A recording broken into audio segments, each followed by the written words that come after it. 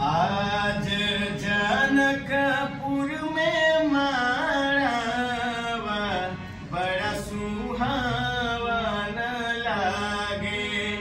आज जनकपुर में माड़वा बड़ा सुहावन लागे। आज जनकपुर में माड़वा बड़ा सुहावन लागे।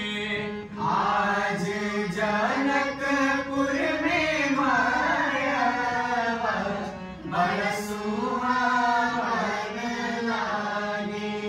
सीता के चढ़ेला हरदिया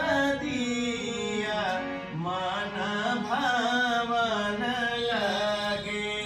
सीता के चढ़ेला हरदिया मन भावन लागे।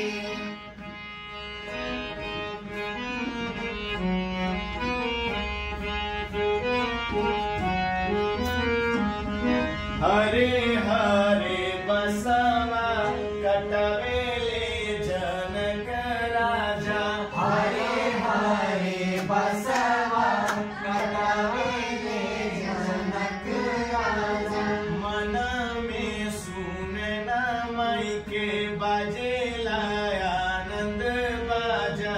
मन में सुनन माई के बाजेला